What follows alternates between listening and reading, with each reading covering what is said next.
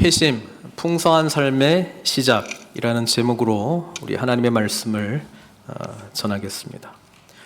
우리가 몇 주 동안, 몇 주인지 정확하게 이제 세보진 않았는데 야곱에 대한 이야기를 저희들이 계속 살펴보았습니다. 하나님께서 정말 태어날 때부터 형의 발 뒤꿈치를 움켜쥐었던, 그리고 대부분의 삶도 뭔가 움켜쥐려고 했던, 그래서 행복인가 아니면 어떤 삶의 의미를 찾으려고 했던 야곱의 이야기. 근데 궁극적으로는 오히려 그것을 놓아버리고 하나님께 찬양 드릴 때에 정말 하나님께서 자신의 삶을 풍성하게 하셨구나, 그리고 그것을 깨달은 야곱이 마지막에는 축복하는 삶으로 자신의 인생을 마무리했던 것을 우리가 살펴봤습니다. 그러면서 야곱의 이야기 속에 저 개인적으로도 그렇고 또 말씀에 대해서 여러 이야기를 해주시는 분들을 통해서 우리의 모습을 많이 발견을 하는 것 같아요. 여전히 부족하고, 여전히 욕심이 있고, 여전히 내 뜻대로 뭔가를 해나가려는, 그럼에도 불구하고 하나님의 선하심으로, 하나님의 약속의 말씀이 이 야곱을 이스라엘로, 그리고 믿음의 반열에 들어가는 사람으로, 히브리서 11장에. 근데 그것도 마지막의 모습이 이제 축복하는, 그리고 하나님을 온전히 신뢰하는 모습으로 그렇게 하나님께서 우리를 변화시켜 주시는구나, 그 부분에 대해서 우리가 좀 살펴봤던 것 같아요. 그래서 우리의 목표가 하나 있다면 이 땅에서의 삶을 잘 마무리하는 것입니다. Finishing well, 잘 마무리하는 것입니다. 그래서 오늘 저는 이 잘 마무리를 하기 위해서 starting well, 잘 시작하는 거에 대한 이야기를 좀 하려고 합니다. 마무리를 아무리 잘하려고 생각을 하고 있는데 시작이 잘못되면 이 마무리가 또 잘 될 수가 없잖아요. 그래서 끝이 오히려 우리로 하여금 어떤 시작을 소망하는가에 대한 말씀을 또 동시에 해주기 때문에 starting well, 그러니까 뭔가 제대로 잘 시작하는 거에 대한 이야기를 몇 주간에 걸쳐서 하기를 원합니다. 아직 정확하게 정하지는 않은데 7월 달은 그래서 회심에 대한 이야기를 하려고 합니다. 제가 풍성한 삶 이런 이야기를 좀 많이 해요. 근데 그 근거가 되는 성경 구절은 잘 기억하실지 모르겠습니다만은 요한복음 10장 10절 말씀입니다. 우리 주님께서 자기 자신에 대해서 설명하실 때에 내가 온 것은 양으로 생명을 얻게 하는 것뿐 아니라 더 풍성히 얻게 하려 함이라. 그렇죠? 내가 온 것은 양으로 생명을 얻게 하고 더 풍성히 얻게 하려는 것이라.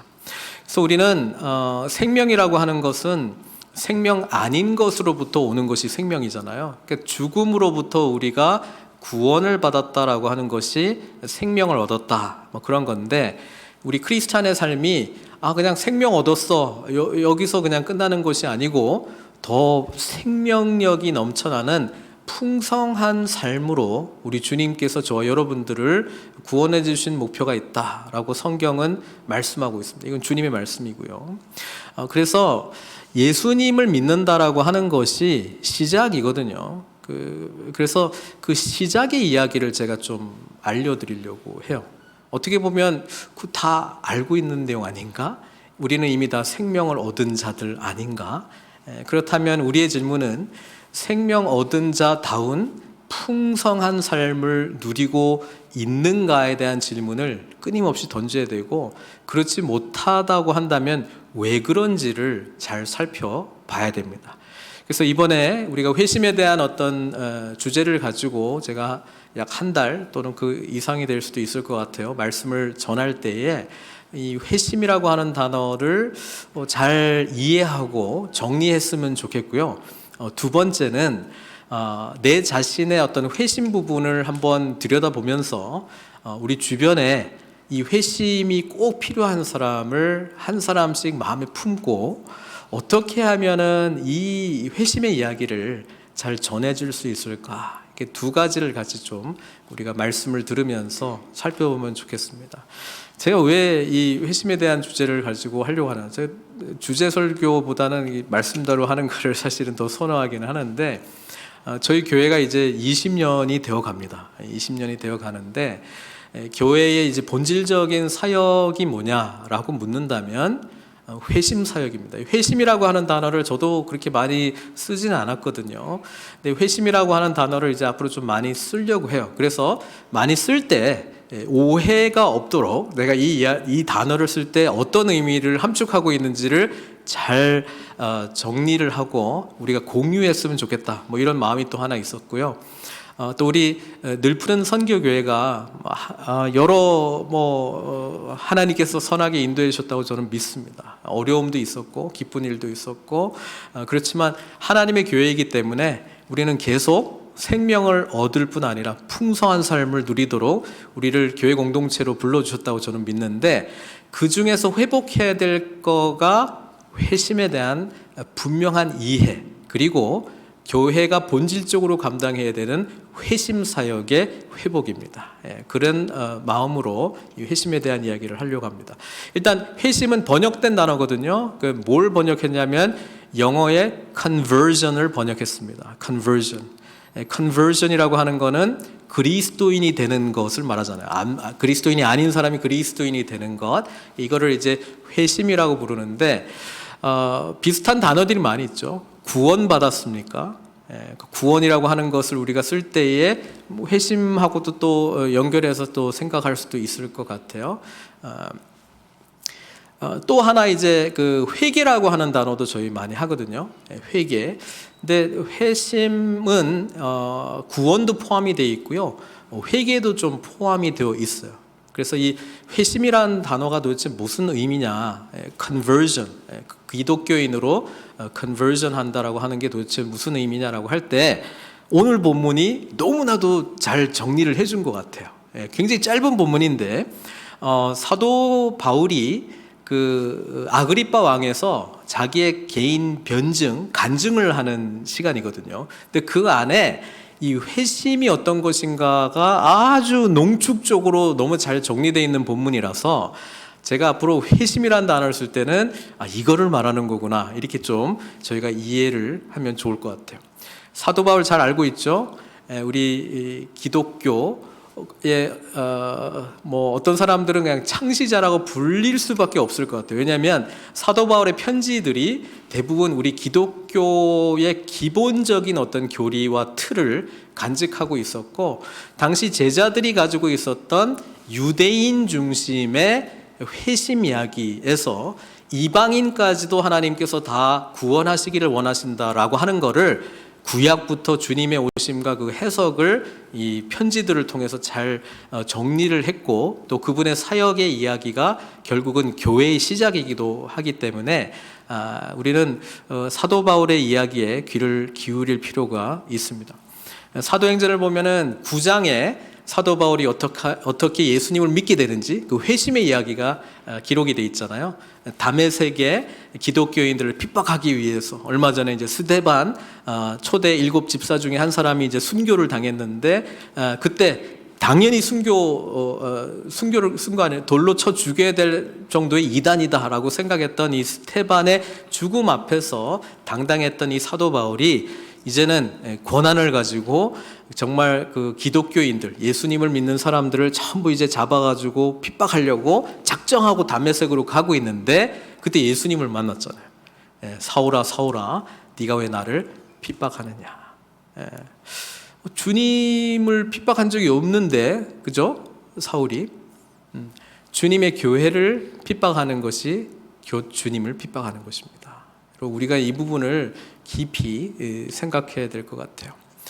그리고 결국은 이제 아나니아를 만나면서 이렇게 기도해 주니까 뭐 눈에서 비늘 같은 것이 벗겨져서 예수님 만나는 그때 눈이 멀었는데 눈이 뭐 띄어지게 되고 이제 회심하게 된 이야기가 사도행전 9장에 기록돼 있잖아요. 근데 이게 2번 더 반복이 돼요. 그러니까 사도 바울이 간증하는 이야기가 사도행전 22장에도 나오고요. 3차 선교 여행을 마치고 예루살렘에 갔을 때 체포됐죠. 사도 바울을 반대했던 사람들에 의해서 체포가 되어서 그때 한번 또 자기 이야기, 신앙 이야기 한번 전했던 게 있고요. 자, 오늘 본문은 어떤 거냐면 가이사랴에 뭐 죄수라고 할 수 있죠. 이렇게 좀 있었습니다. 사도 바울이 나는 가이사 앞에서 재판을 받고 싶다. 로마 시민권자였기 때문에 그 권한을 사용을 했거든요. 그래서 그때 총독이었던 그 벨릭스가 이제 물러가게 되고 베스도라고 하는 새로운 총독이 왔단 말이에요. 근데 와보니까 이 사도 바울 케이스가 자기한테 넘어왔단 말이에요. 그러니까 보니까 뭐 빨리 그 가이사한테 보내야 되는데 지금 아직 안 간지 지금 한 2년 정도 됐고, 그 다음에 뭐 보내려고 하는데 뭔 말인지 잘 못 알아듣는 거예요. 이게 종교적인 이야기인 것 같은데 이거 괜히 그 황제한테 보내는 이런 이유로 재판받기를 원합니다. 뭐 편지라도 써내야 되는데 뭐라고 써야 될지 몰라가지고 그 분봉왕 중에 한 사람인 그 아그리빠 왕이 문안 인사 드리러 왔거든요. 새로운 총독이 왔으니까. 그래서 그 아그리빠 왕한테 사정을 이야기하고 이 사람의 이야기를 쭉 들어보고 내가 뭐라고 좀 적어보낼 수 있는지 좀 알려주십시오. 그래서 사도행전 26장이 사도 바울의 또 이야기가 또 이제 나오는 거예요. 그 이야기 중에 오늘 예수님께서 자기에게 했던 말이다라고 이야기를 하는 부분이 17, 18절까지거든요. 그리고 이 예수님의 이야기를 자기 말로 정리한 게 20절이에요. 제가 보기에는. 그래서 두 번에 걸쳐 예수님이 하신 이야기, 그다음에 자기가 이것을 정리한 이야기. 이게 제가 말씀드리려고 하는 회심이라고 하는 개념이다. 이걸 잘 저희가 좀 들여다봤으면 좋겠습니다. 본문 보겠습니다. 17절에 이스라엘과 이방인들에게서 내가 너를 구원하여 그들에게 보내요. 사도 바울이 지금 구원받은 자로서 구원을 전하는 사역으로 부름받은 것이죠. 그래서 우리가 늘 이거를 좀 기억을 해야 되는 게, 내가 예수님을 믿게 된 이유 중에 하나는 예수님을 또 증거하는 일로 하나님께서 저와 여러분들을 불러주셨다라고 하는 그런 분명한 정체성이 일단 있어야 돼요. 나 혼자 예수님 믿고 끝. 이것 때문에 주님이 저와 여러분들을 절대로 그것만을 위해서 부른 것이 아니다. 왜냐하면 그 부름이라고 하는 그 은혜, 구원이라고 하는 그 은혜를 우리가 온전히 깨닫게 되면은 다른 사람에게도 이 기쁜 소식이잖아요. 전하고 싶거든요. 그래서 이거는 우리 크리스찬의 라이프 스타일이에요. 구원받았니? 그러면 또 구원해야지, 이런 거예요. 구원받은 은혜를 경험했으면 구원받은 은혜를 증거하는 증인으로 우리는 자동 부름 받은 거예요. 그렇죠. 그래서 사도 바울에게 그런 이야기하는 거예요. 내가 이스라엘과 이방인들에게서 내가 너를 구원하여. 아니, 사도 바울은 원래 이스라엘 사람이고 이스라엘 사람들은 선택받은 선민이었잖아요. 근데 뭐 여기로부터 또 구원을 하지? 무슨 의미인가? 네. 이스라엘 백성, 유대인들도 하나님에 대해서 복음을 거부했고요. 그리고 이방인들은 몰라서 아직 거부도 못했어요. 모르기 때문에 거부도 못했는데 몰라서. 그렇죠? 자, 이들 뒤에 나오는 내용이지만 어둠 가운데 있었던 자들로부터 하나님께서 바울을 구원해냈다, 이렇게 이야기합니다. 그래서 그들에게 보내요. 구원이라고 하는 내용이 뒤에 이제 쭉 나오는데, 이 구원의 내용이 결국 회심을 통해서 우리에게 일어나는, 예수 그리스도를 믿는 사람이 되면서 우리에게 일어나는 그 내용들이 이제 18절에 굉장히 압축적으로 다 기록이 돼 있어요. 우리는 그냥 읽을 때 그냥 쭉쭉쭉쭉 읽겠지만 이걸 구절구절 이렇게 좀 잘라서 우리가 좀 소화를 할 필요가 있어요. 자, 회심과 관련해서 첫 번째 일어나는 게 뭐냐면 18절에 뭐라고 돼 있어요? 제일 처음에 나온 게 그 눈을 뜨게 하여, 이렇게 돼 있어요. 사도 바울이 이 이야기를 예수님이 전해주는데, 예수님이 전해주는 이야기를 그대로 지금 하고 있거든요. 이게 무슨 말인지 알아요. 왜냐하면 아나니아가 와서 자신에게 무슨 일이 일어났지? 내가 길에서 누구를 만난 거지? 당신은 누구십니까? 물어보니까 나는 네가 핍박하는 예수다, 이렇게 말했잖아요. 예수님이 도대체 누구지? 이런 생각하다가 눈이 어두워졌단 말이에요. 그래서 며칠 동안 정말 이 시력이 없는 사람처럼 살다가 아나니아가 와서 딱 기도를 해주니까 눈에서 비늘 같은 것이 벗겨졌다. 성경 그렇게 기록하거든요. 사도 바울은 이게 무슨 말이지? 눈이 열렸다라고, 눈이 띄었다라고 하는 게 뭔지를 알아요. 회심과 관련해서 저와 여러분들에게 일어나야 될 일들 중에 하나가 뭐냐면 눈이 열리는, 눈을 뜨게 하는 사건이 일어나게 돼요. 이거를 뭐 그냥 안 보이는 게 보이는 것도 있겠죠. 근데 그게 우리는 어떻게 표현해요? 깨달았다라고 표현하는 거죠. 깨달았다. 내 이전에 알지 못했던 걸 내가 깨닫기 시작할 때 깨닫는 만큼 보이는 거거든요. 깨닫는 만큼 보이는 거예요. 그래서 전에 알지 못했던 새로운 깨달음이 회심 과정 가운데 나타나야 돼요. 저도 그 4대째 모태신앙이거든요. 모태신앙의 특징이 뭐냐면 태어날 때부터 그냥 늘 교회만 가요, 가정들이. 그러다 보니까 어떤 현상이 일어나냐면 교회 가는 게 너무 자연스러워. 예배 드리고 뭐 뭐 하여튼 그런 게 그냥 너무 그냥 삶의 일부예요. 그렇죠? 그러다 보니까 약점이 뭐냐면 크게 깨닫는, 고민하는 과정이 생략이 돼요. 그렇죠? 다니다 보니까 교회, 눈 떠 보니까 교회야, 뭐 이런 거잖아요. 졸다 일어나니까 여전히 예배당이야, 뭐 이런 거 있잖아요. 그러니까 우리가 그 고민하는 게 없어요. 고민하는 게. 그게 약점이 뭐냐면 깨달음이 없다는 거예요. 깨달음이. 그러니까 교회 용어도 익숙하고 뭐 하는지도 익숙하고 뭐 지금 저렇게 했으니까 지금 아직 한 20-30분 남았네, 이런 것도 다 계산이 되고 뭐 이렇게 익숙해요. 우리가 익숙해. 그렇죠? 근데 크게 심각하게 깨닫는 과정이 없어요. 회심의 과정은 깨닫는 과정이 반드시 들어간다. 우리가 기억할 필요가 있습니다. 자, 어떤 사람은 급진적으로 깨달음이 그냥 너무 크게 올 수가 있어요. 사도 바울처럼. 근데 제가 보기에 대부분의 사람들은 이 깨달음의 과정이 어떨 때는 이렇게 잔잔하게 탁탁탁 이렇게 오는 경우도 있고 굉장히 이렇게 좀 무디게 올 수도 있는 것 같아요. 근데 어쨌든 이 깨달음의 과정을 거쳐야 된다. 근데 뭘 깨닫느냐? 그 뒤에 나오는 내용이거든요. 뒤에 나오는 내용이 다 중요해요.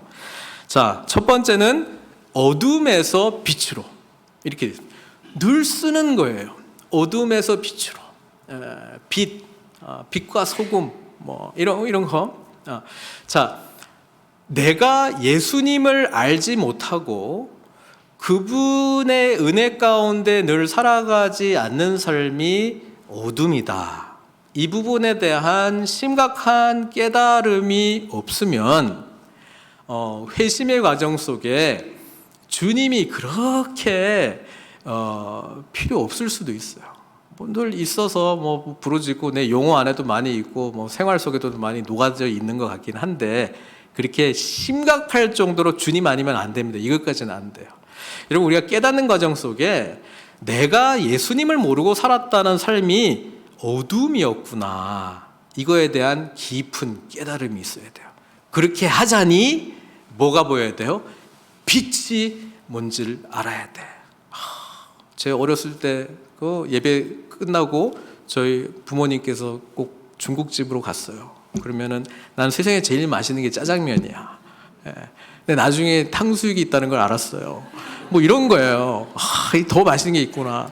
자, 어둠 가운데 있다가 빛이라고 하는 것이 들어오려면은 빛의 가치를 알아야 돼요. 근데 그 깨달음이 없잖아요. 그러면 빛이 앞에 있어도 어둠도 괜찮은 것 같아. 약간 유사 빛이야. 그거 때문에라도 어둠에서 빛으로가 안 돼요. 예수님이 오셨어요. 요한복음은 어떻게 기록을 하고 있냐면 요한복음 1장, 아주 너무나도 위대한 장인데 요한복음 1장 제가 그냥 쭉 읽어볼게요. 빨리. 태초에 하나님이 계시니라. 태초에 말씀이 계시니라. 이 말씀이 하나님과 함께 계셨으니 이 말씀이 곧 하나님이시라. 그리고 쭉쭉쭉 내려오면은 이 말씀이 성육신 해가지고 오신 분이 누구예요? 예수님. 그러니까 태초부터 계신 분이 하나님이신데 이 하나님이 말씀하고 같이 있었는데 이 말씀이 하나님이시다. 그렇게 지금 이야기하고 있잖아요. 그러고 나서 그가 태초에 하나님과 함께 계셨고 만물이 그로 말미암아 지은 바 되었으니, 그러니까 지금 예수님에 대한 이야기를 하는데 창조주 같은 분이시라는 거잖아요. 지은 것이 하나도 그가 없이는 된 것이 없느니라. 그 안에 생명이 있었다. 이 생명은 사람들의 빛이라. 근데 5절, 이 생명이 왔거든요. 왔는데 어떻게 됐다고요? 빛이 어둠에 빛이 돼 어둠이 깨닫지 못하는 거예요. 그러니까 이런 거예요. 빛이 와도 그게 빛인지를 내가 인지를 하지 못하는 걸 뭐라고 표현한다고요? 깨닫지 못한다. 이렇게 성경을 이렇게 말하는 거예요. 그러니까 빛이 왔는데 빛이라고 하는 그 의미, 여기서 말하고 있는 생명, 거의 뭐 창조주 수준의 그런 예수님께서 나에게 오셨다라고 하는 의미로 빛이 보이지 않으면 내가 살고 있는 세상이 어둠으로 보이지 않습니다. 그러면 어떤 현상이 일어나느냐? 예수님이 별로 필요 없어요. 언제 필요한 줄 아세요? 힘들 때만 필요해요. 답답하고 주변에 답이 없을 때만 필요해요. 답이 없으니까. 예? 어둠이 어둠으로 보이지 않고 빛이 빛으로 보이지 않는 것은 깨달음이 없기 때문에 그렇습니다. 회심이 우리에게 일어난다라고 하는 것은 빛이 뭔지를 알게 되고요. 그 가치를 깨닫는 것입니다. 그러면 어둠이 뭔지가 구분이 돼요. 여러분, 이게 제대로 정리가 안 되고 대충 회심했지, 뭐 교회 뭐 20년 30년 다녔으니까 회심한 것 같고, 세례 받았죠, 세례 받았으니까 회심했고, 오늘 죽어도 예수님 믿죠? 믿어요. 그러면 천국 가는 거예요. 이런 거에 확실하죠, 확신 있죠, 뭐 이런 거 막 점검하다가 어둠하고 빛이 여전히 구분이 안 돼? 그러면요, 예수님 별로 필요 없어요. 회심이라고 하는 부분이 불완전하게 진행이 됐고 정확하게 진행이 안 돼가지고 아직도 뭐가 빛인지 어둠이 잘 안 보이고, 어떨 때는 세상에 있는 게 더 빛나 보여. 와, 저게 더 빛나 보이는데, 나의 마음이 끌리는데, 저게 더 좋은 것 같은데, 저게 더 유익한 것 같은데, 그런 거예요. 어둠이 안 보여요. 깨달음이 없는 거예요. 근데 이 깨달음 없이요, 신앙생활 가능합니다. 신앙생활도 저처럼 그냥 태어나서 그냥 계속 교회만 다니다 보면 그냥 이것도 하나의 그냥 그렇게 하는가 보다 할 수 있어요. 하면서 이 성경 구절 쭉 얼마든지 여러 번 읽을 수 있어요. 그리고 여전히 어둠이 뭔지, 빛이 뭔지, 어둠 가운데 살아가는 거가 얼마나 처참한 삶인지 깨달음 없이 갈 수 있어요. 어둠에서 빛으로. 우리 에베소서 보면은요, 5장 8절에 이렇게 기록되어 있어요. 너희가 전에는 어둠이더니 주 안에서 빛이라, 빛의 자녀들처럼 행하라. 근데 다른 복음서에서는 예수님이 내가 세상의 빛이다, 요한복음에서는 그렇게 말하죠. 근데 마태복음에서는 너희가 세상의 빛이다, 에베소서에는 빛의 자녀로 살아라, 그렇게 이야기를 하잖아요. 이게 굉장히 좋은 말인데, 시적인 말인 것 같고 은유적인 말인 것 같고, 근데 빛이 뭔지 몰라, 어둠도 뭔지 몰라, 두 개가 같이 있는데 구분이 안 돼. 뭐 좋은 것 같긴 했는데 뭐 그래도 지금 이거죠. 그러고 있는 내 자신을 점검하지 못하면 이게 더 암울한 거예요. 제가 이게 더 심각한 게 뭐냐면은, 어둠 가운데서 어둠을 지키고 있는데 스스로는 빛의 자녀라고 생각하는 거예요. 이게 심각한 거예요. 이게 차라리 어둠인 줄 알고 그래도 내가 이러면 안 되는데 이런 거라고 있으면 가능성이라고 했는데, 이게 아니라 어둠 가운데 있고 빛이라고 하는 것에 대한 깨달음이 없이 계속 어둠 가운데 살고 있는데, 나는 빛의 자녀야 라고 생각하고 살아가는 게 심각한 병입니다. 어둠에서 빛으로. 그 다음에 뭐라고 돼 있어요? 사탄의 권세에서 하나님께로. 자, 사탄의 권세, 이것도 똑같아요. 어둠에 대한 깨달음이 없는 것과 사탄의 권세에 대한 깨달음이 없는 것, 이거는 비슷한 거예요. 왜냐하면 하나님이 빛이신데 하나님을 거부한 삶이 그래서 빛이 없는 게 어둠이고, 그렇죠? 어둠은 빛의 부재잖아요. 그렇죠? 하나님이 계시지 않으면 그냥 어둠이 있는 거잖아요. 어둠이라고 하는 게 따로 있는 게 아니고 빛이 없으면 그냥 어둠이잖아요. 그거거든요. 그러니까 우리의 존재가 하나님이 계시지 않는다? 그럼 그냥 어둠이에요. 그리고 이거는 다른 말로 표현하면 사탄의 권세 아래에 있다, 이 말입니다. 에베소서에서는 이것을 세 가지로 설명을 해요. 사탄의 권세 아래서 살아가는 삶을 제가 여러 번 반복하는 이야기입니다. 에베소서 2장 1절에서 3절. 그는 허물과 죄로 죽었던 너희를 살리셨도다. 그때에, 예수님이 있기 전에는 너희는 그 가운데서 행하여 이 세상 풍조를 따르고 공중의 권세 잡은 자를 따랐으니, 이 사탄이잖아요. 지금 불순종의 아들들 가운데서 역사하는 영이라. 전에는 우리도 다 그 가운데서 우리 육체의 욕심을 따라 지내며 육체와 마음에 원하는 것을 하여 다른 이들과 같이 본질상 진노의 자녀였다. 그래서 사탄의 권세 아래 살아가고 있는 것을 깨달아야 돼요. 근데 그 세 가지 특징이 자기가 원하는 대로 사는 인생이에요. 자기가 원하는 대로.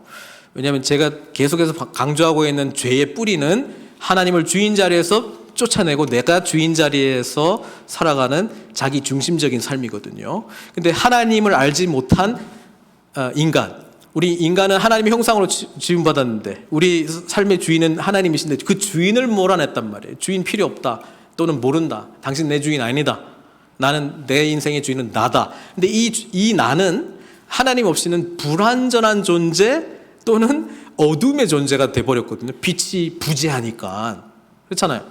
그러면 내 마음대로 살아가는 이 삶은 세상의 풍조대로 다 그래, 세상 사람들 다 그렇게 살아, 이렇게 살아가든지, 아니면 또 다른 표현으로는 공중의 권세 잡은 자를 따라서 살아가는 사탄의 권세에 눌려있는 삶이다, 그렇게 이야기합니다.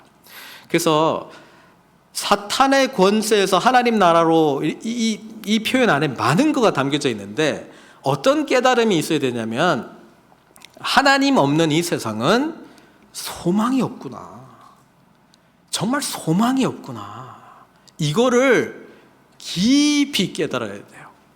깊이 깨달아야 돼요. 깨달음이 얕잖아요. 그럼 이런 거예요. 세상은 좀 불이한 것 같아.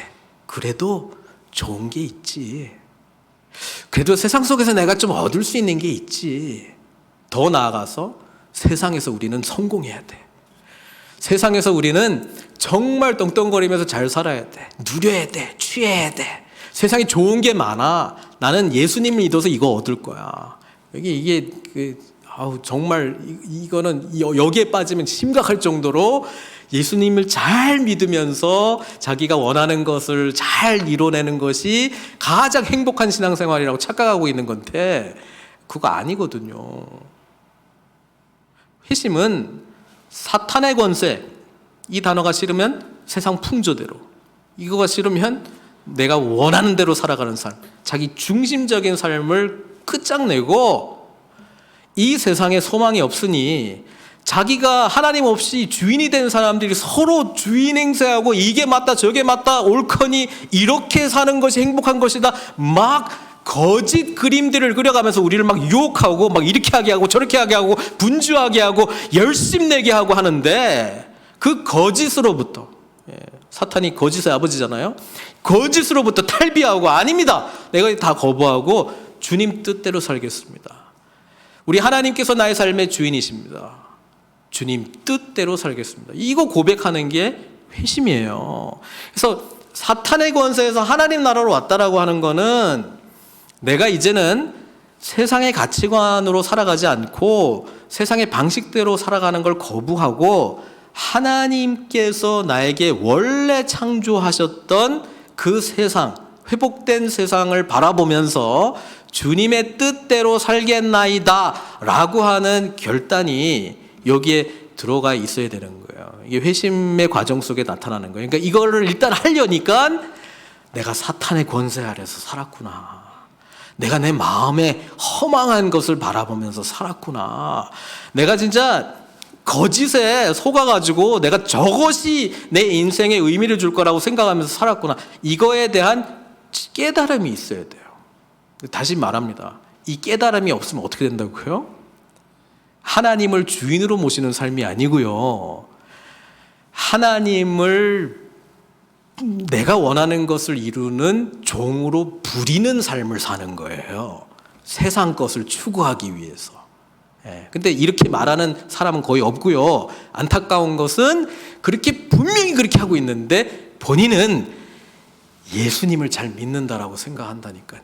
이게 어둠 가운데 있는데 빛을 알아보지도 못하고 깨닫지도 못하고 온전히 깨닫는 그 상황에 대한 합당한 반응을 보이지 못한 불완전한 회심을 이룬 사람들 모습입니다. 시작이 잘못되면 제가 말하고 싶은 게 피니싱 웰이 가능할까요? 시작이 잘못됐는데 주인으로 모시고 살아가는 삶이 안 됐는데 뭐가 빛이고 뭐가 어둠인지 구분이 안 되고 있는데 사탄의 권세하고 하나님 나라, 하나님께서 통치하신 그 나라가 어떻게 다른지가 구분이 안 되는데 어떻게 피니싱 웰이 가능할까요?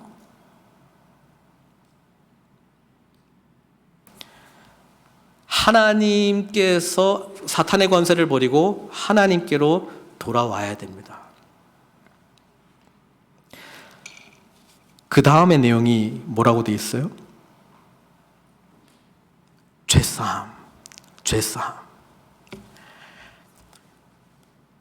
어둠이 왜 어둠인지를 깨달으면 죄 때문이라고 하는 것을 발견하게 됩니다. 그리고 이 죄의 뿌리는 하나님을 주인 자리에서 팍 몰아내고 내가 내 인생 살겠습니다 말하는 그 순간 하나님과의 관계, 나 자신과의 관계, 공동체와의 관계, 세상과의 관계가 다 동시다발적으로 다 끊어지거든요. 그래서 인생이라고 하는 건 자기만을 위해서 살아가는 거거든요. 근데 세상이 어둠으로 보이지 않기 때문에 세상 속에서 좋은 게 있는 것 같아. 나를 위해서. 그래서 그걸 막 이제 추구하면서 살아가야 돼. 근데 그걸 어둠과 동시에 이게 우상 숭배의 모습인데 어둠과 동시에 배반하거든요. 왜냐하면 늘 허탈해, 늘 체험받지 못해. 일시적으로는 뭔가 좋은 것 같은데 오래 가진 않아 또.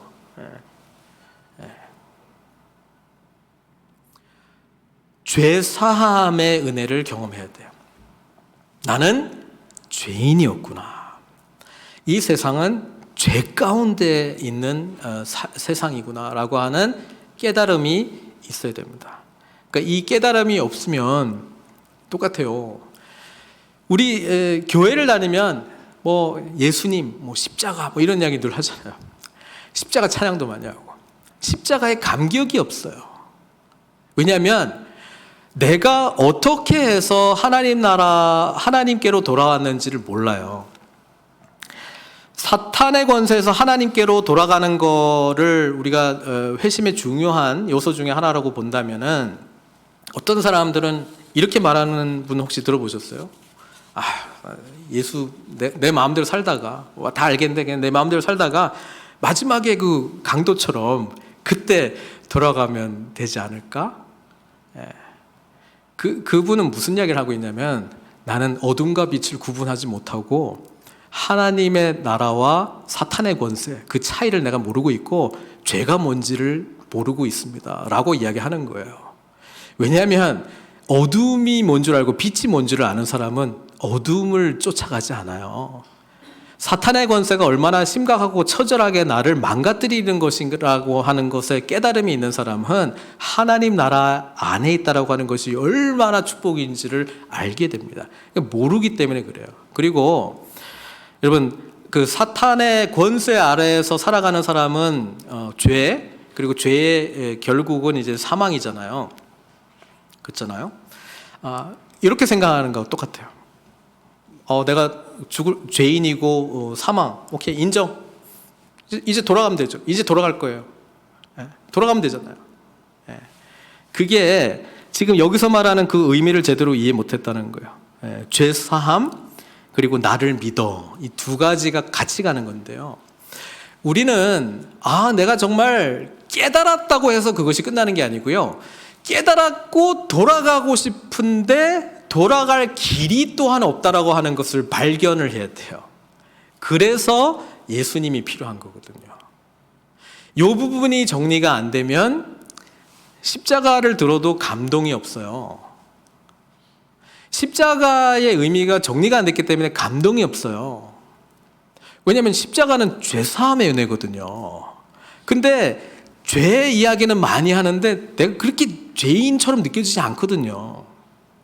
그리고 남들보단 잘하는 것 같아. 그냥 저 사람보단 나아. 내가 저 정도 죄인은 아니. 물론 다 부족하지 뭐. 사람이 뭐 완벽한 사람이 없는 이 논리로 가요. 다 부족하지 뭐. 그렇지만 그럼 난 뭐 예배당도 나오고 뭐 설교도 좀 듣고 뭐 헌금도 하고 또 봉사할 때 또 필요하면 또 가기도 하고. 난 나쁜 사람 아니에요. 요 정도의 개념을 어떤 기본적인 몇 가지를 하기 때문에 윤리적으로 나는 상대방보다는 괜찮다라고 하는 논리로 특별히 나는 그렇게 죄의식이 없어라고 하는 사람들은 죄의 뿌리에 대한 이해를 아직도 못했어요. 그러니까 깨달음이 없는 거예요.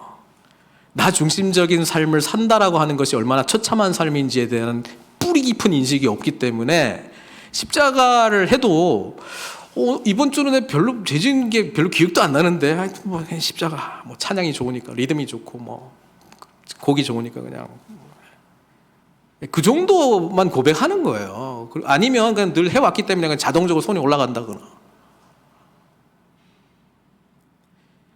예수님을 믿고 회심의 은혜를 경험한 사람은 죄로부터 죄에 대한 깨달음이 있고 내가 어둠 가운데 있구나, 사탄의 권세 가운데 있구나, 내가 하나님께로 돌아가야지 의적인 결단을 했을 때 깨닫는 게 뭔지 아세요? 내 의지로는 감히 하나님께 나아갈 수 없는 존재구나 라고 하는 것을 철저하게 깨달아요. 근데 이런 나를 위해서 주님께서 오셔서 내가 받아야 될 이 죄에 대한 완전한 심판을 대신 받으셨어? 그리고 그분을 온전히 바라보고 의지하면 나를 용서해 주실 뿐만 아니라 나를 하나님의 자녀로 삼아 주신대 라고 하는 그 은혜를 깨닫게 되면은요, 우리가 그런 말 못해요. 그냥 내 마음대로 살다가 막판에 그냥 회개하면 되지 뭐. 내가 결심한다고 회개할 수 있는 게 아니고요, 죄에 대한 철저한 인식이 오지 않으면 회개 못해요. 너희가 마음으로 믿어 의에 이르고 입술로 시인하여 구원. 로마의 상황을 잘 이해를 못한 것 같은데 그때 다른 존재를 왕, 그리스도라고 부르면 죽는 시대였습니다. 가이사만 오직 왕인데 그냥 말만 하면 구원받는다고요? 아닙니다. 죄에 대한 철저한 인식 속에서 나를 구원해 주신 그 십자가의 의미를 온전히 알고 감사, 감격할 때에 우리는 온전한 회심이 일어났다라고 말할 수 있어요. 근데 어떤 사람은 이게 일시적인 그 급진적인 회심이 일어나는 분도 있지만은 시간이 좀 걸린 사람들도 있어요. 대표적인 게 급진적 회심 대표적인 사람이 바울이고요. 예? 급진적이지 못한 대표적인 사람이 제가 보기에는 우리가 했던 야곱 같은 사람이에요. 예? 물론 야곱의 예는 좀 안 좋아요. 아직 십자가도 모르고 부활하신 주님도 모르고. 그러니까 야곱은 좀 약간 좀 그렇고요. 신약의 예를 들면 저는 베드로를 들겠어요. 베드로는 회심했겠죠? 언제? 요한복음 1장에 안드레가 메시아를 만났다고 데려갔을 때? 아닌 것 같아요. 자기는 아니라고 생각해서 그냥 고기 잡으러 다시 갔거든. 아니면 밤새도록 수고해서 안 잡혔는데 그때 예수님 와가지고 깊은 데 가서 그물을 내려라. 그럴 때 어떻게 생각했어요? 그때 나를 떠나서서 나는 죄인이로서이다 고백을 했어요. 그렇죠? 맞는 것 같은데? 근데 뒤에 베드로 보면은 늘 야단만 맞아. 자기 뜻대로 계속 하려고 하고. 그렇죠? 아니면 가이사랴 빌립보 때는 어때요? 사람들은 난 누구라, 넌 날 누구라 하느냐? 그때 베드로가 주는 그리스도시요 살아계신 하나님의 아들이십니다. 딱 고백했잖아요. 그때 칭찬 받잖아요. 그리고 한 절인가 두 절 지난 다음에 뭐예요? 사탄아 물러가라 이렇게 돼 있잖아요. 회심한 거야 안 한 거야는 잘 모르겠어요. 베드로는 아니면 정말 중요한 십자가상에서 베드로는 어디 있었어? 도망가고 없는데 베드로 회심했나? 부활하신 주님은 어때? 부활하신 주님 만났어. 부활하신 주님 만나고 베드로가 제자들한테 뭐라고 그러는 줄 아세요? 야 우리 고기나 잡으러 가자. 난 그때 이 뭐지? 부활하신 주님을 만나도 그냥 난 고기나 잡으러 가자. 뭘 해야 될지 몰라. 이 확실하게 회심했다라고 할 수 있는 거는 오순절날 성령이 오시고 나서는 확실히 달라진 베드로인 것 같아요. 그때는. 근데 어느 시점에 진짜 회심했는지 잘 모르겠어요. 여러분 혹시 나는 요한복음 1장의 베드로가 마음에 들어. 안드레가 가보자 그러니까 나 갔다 와봤어. 뭐라고 말하니까 나 그냥 따라 해봤어. 예수님 믿어? 예. 그래서 나는 회심한 것 같아. 거기에 머물러 있습니까? 아니면 어떤 힘든 상황 속에서 그냥 기도하니까 기적적으로 뭔가 살아. 주여. 그 옛날 20년 전에 그 경험 한번 있는데 그때 주님이 나를 살려줬어. 나는 하나님이 구원해 준 것 같아. 여전히 유효한 건가요? 아니면 누가 물어보면 나 정답 알아. 주는 그리스도시요 살아계신 하나님의 아들. 이렇게 정답 딱딱딱 말하면 그래서 나는 맞나요? 아니 몇 절 지나면 사탄아 물러가란데? 우리는요 회심이라고 하는 것이 과정적이다라고 하는 것을 잘 인식을 하시고요. 회심의 시작은 있어요. 주님을 만나는 것. 그러나 불완전한 회심에 머물러 있는 것은 아닌지는 점검하셔야 돼요. 온전한 회심으로 주님께서 저희와 여러분들을 인도해 주고 계십니다. 그리고 그럴 때 우리는 지금 계속 이야기하고 어디까지 지금 가야 되나 보세요.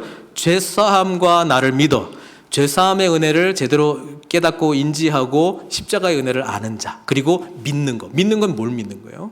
예수님께서 저와 여러분들을 위해서 행하신 일, 우리를 위해서 십자가에서 죽으시고 부활하시고 승천하시고 다시 오실 것이라고 하는 이미 하신 일, 지금도 행하신 일, 앞으로도 행하실 일에 대한 믿음, 신뢰를 말하고 있는 것이죠. 그걸 믿고 우리가 오늘도 살아가는 거잖아요. 그걸 믿어가지고 뭐 하게 되냐면 거룩하게 된 무리 가운데서 기업을 얻게 하리라. 이게 또 멋있는 말인 것 같은데 도대체 뭔 말인가? 우리 세번역으로 보면 이렇게 돼 있습니다. 그들이 죄사함을 받아서 나에 대한 믿음으로 거룩하게 된 사람들 가운데 들게 하려는 것이다. 저는 이 본문을 보면서요, 회심, 이 한 절에 다 나와 있는데 죄사함을 받아서 나에 대한 믿음으로, 예수님을 믿음으로 거룩하게 된 사람들 가운데 들게 하려는 것이다. 영어 성경으로 하면은 거룩하게 된 사람들, sanctified, 거룩하게 된 무리 가운데 한 자리를 얻게 하는 것이다. 이렇게 지금 표현하고 있어요. A place among the sanctified. 이렇게 돼 있거든요. 이것도 사실 설명할 게 되게 많아요. 우리는 보통 칭의, 성화, 영화 이렇게 조직 신학적으로 들은 게 많아가지고 나는 칭의는 끝났어. 그래서 일단은 천국가. 성화는 1단계부터 10단계가 있다면 아직 나는 2단계. 그래도 난 칭의 때문에 천국가. 여기에 머물러 있어서는 안 됩니다. 여기 본문에 보면은요, among the sanctified. sanctified가 성화된 사람들이, 이미 성화된 사람들. 성화라고 하는 단어, sanctification이라고 하는 이 단어는 과거도 있고 현재도 있고 미래도 있어요. 그래서 예수 그리스도를 지속적으로 인격적으로 만나고 있을 때 우리는 회심의 사건과 함께 믿음의 공동체 가운데 일원이 된다라고 하는 것입니다. 오늘날 이 본문이 회심에 대한 정말 중요한 내용을 설명해 주고 있다면 회복되어야 될 것이 믿음으로 거룩하게 된 사람들 가운데 들게 하려는 것이다. 이게 요즘 너무 약화돼 있어요. 회심, 나만 예수님 잘 믿으면 되는 거 아니야? 거기에 머물러 있어요. 성경은 그렇게 말하지 않습니다. 지금 총체적인 내용뿐 아니라 거룩한 공동체 가운데 들어가는 것도 지금 명시하고 있습니다. 그래서 오늘날 우리는 나 개인의 회심에 대한 점검도 필요하지만 우리 공동체는 거룩하게 된 무리인가, 거룩하게 된 무리의 그런 교제를 나누고 있는가에 대한 고민을 해야 돼요.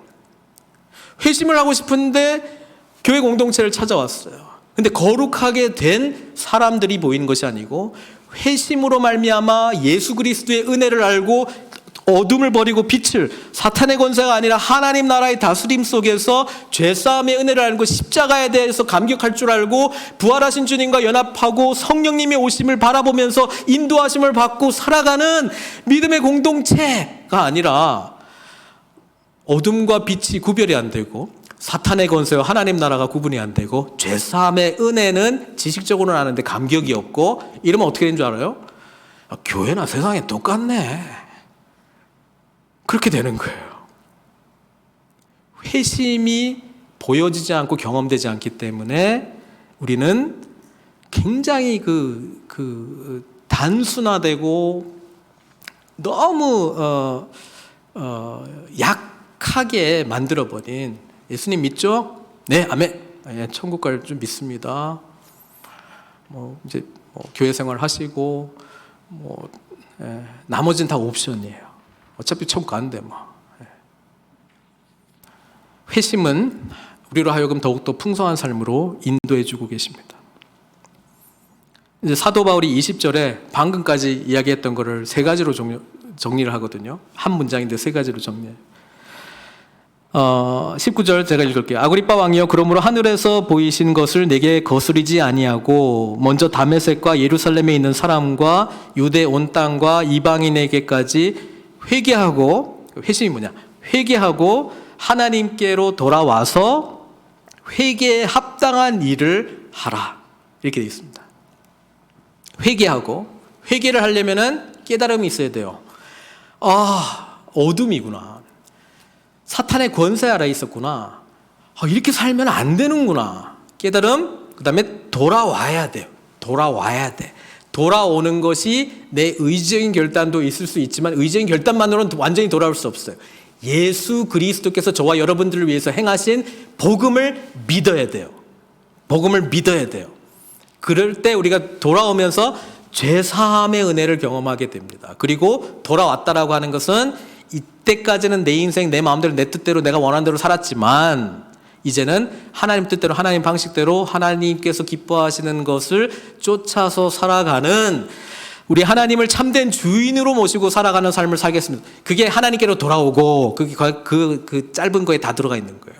그리고 뭐예요? 그 다음에 회개에 합당한 일을 하라. 회개에 합당한 열매를 맺어야 돼요. 나 예수 믿은 지 30년이 되어가는 것 같은데 회개에 합당한 열매는 뭘까? 회개에 합당한 열매는 이런 거예요. 전에는 어둠이라고 깨달았던 것이 이제는 아니구나. 빛의 삶을 살아야지라고 했을 때 버렸던 어둠의 삶이 무엇인가? 그게 우리의 열매겠죠. 사탄의 권세, 내 마음대로 세상 풍조대로 사탄의 권세 아래서 살아갔던 삶이 이제는 아니고 예수 그리스도를 구주로 고백하는 삶, 그로 말미암아 나타나는 나의 삶의 모습이 뭐가 바뀌었지? 그게 열매예요. 거기서만 끝나지 않아요. 공동체, 거룩하게 된 무리 가운데 일원이 됐잖아요. 그래서 공동체 가운데 하나님께서 나를 통해서 무엇을 하시려고 하지에 대해서 반응했던 것이 다 열매입니다. 근데 어떻게 하다 보니까 이 회심이 제대로 정리가 안 되다 보니까 너무 단순화되고 단편화된 복음을 받아들이고 예수 믿어요? 그럼 천국 가요? 이런 단순하게 된 복음을 믿어버리니까 어떤 현상이 나타나요? 어둠과 빛이 구분이 안 되고 하나님의 다스림, 주님을 구주로 모시고 살아가는 삶, 이런 것들이 구분이 안 되다 보니까 또 공동체 안에서도 그런 대화나 깨달음의 어떤 과정도 없다 보니까 회개에 합당한 열매들이 안 나타나는 거예요. 세상 사람이 여기는 똑같은 것 같네. 비슷한데 똑같은 갈등이 일어나고. 그래서 결론을 이렇게 내는 거예요. 그래도 예수님 믿지? 그러니까 우린 천국 가. 그걸로 그냥 안심하자. 콩은 심었잖아. 언젠가는 나오겠지. 내가 나오게 해가지고 콩이 나오겠어? 우리는 그냥 심었다라고 하는 것만 확신을 가지고 살자. 그렇게 갑니다. 그 말 속에는 뭐가 함축되어 있는 줄 아십니까? 예수 그리스도의 복음이 우리 안에는 안 나타나. 다 그래. 모든 교회 다 그래. 공동체? 그런 공동체 없어. 성경에만 있는 공동체야. 아이고, 뭐, 하다가, 주변에 그런 교회가 없다니까? 안 돼. 그렇지만, 심었잖아. 심었으니까, 우린 천국 가. 그것만 그냥 믿고, 아이고, 다 그렇지 뭐. 넘어가자. 사랑하는 성도 여러분, 하나님께서는 우리에게 정말 귀한 복음의 생명을 심으셨습니다. 심으셨기 때문에 하나님의 씨앗이라면 반드시 열매 맺게 될 줄 믿습니다. 그런데 누구에게서 열매 맺느냐? 온전한 회심을 이룬 자들을 통해서 열매 맺습니다. 오늘은 우리가 이 짧은 구절인데요, 이 말씀을 보면서 우리 자신의 회심을 점검하기를 바랍니다. 깨달음의 과정이 있었는가? 깨달음의 과정 속에서 하나님의 빛되심을, 그 하나님 나라의 영광을 내가 사모하면서 정말 주님 아니면 안 됩니다라고 하는 갈급함으로 십자가를 붙들어가고 있는가? 그래서 우리 공동체 안에서 거룩하게 된 무리들 한 분 한 분 만나면서 하나님 나라를 더욱더 꿈꾸어가고 있는가? 그래서 회개에 합당한 열매 맺는 삶이 나타나고 있는가를 찾아보면서 우리의 회심을 다시 점검해 나가기를 바랍니다. 사랑하는 성도 여러분, 사도 바울은 고백해요. 내가 아직 이루었다는 것도 아니고 나는 아직도 저 표대를 향하여 달려간다라고 고백하고 있지 않습니까? 회심이 시작되다가 불완전한 회심에서 멈춰 서려고 할 때에 첫 번째 회심을 근거로 나는 다 이루었다 라고 단정하지 마시고요, 성경에 나와 있는 대로 두렵고 떨림으로 우리의 구원을 이루어가야 될 줄로 믿습니다. 우리 늘푸른 선교교회가 제 다음 주에 이어서 더 구체적으로 또 이야기하려고 하는데요, 회심 사역이 우리의 주 사역이 되기를 바랍니다. 회심이 풍성한 삶의 시작이고요, 풍성한 삶의 완성은 우리의 삶의 모든 것, 우리 교회를 통해서 행하신 모든 것을 앞으로도 더 넘치게 행하실 주님 바라보면서 마지막 우리의 숨이 닿는 날까지 주님 신뢰하면서 야곱과 같이 믿음으로 축복하고 선포하고 이때까지 행하신 하나님의 모든 일들을 주님께 영광 돌리는 삶으로 우리가 피니싱 웰 해야 되지 않겠습니까? 그러기 위하여 회심 부분에서 온전한 회심을 이루어 주님 앞에 영광스럽게 쓰임받는 풍성한 삶을 사시는 저 여러분들 되시길 주님의 이름으로 축원드립니다. 기도하겠습니다.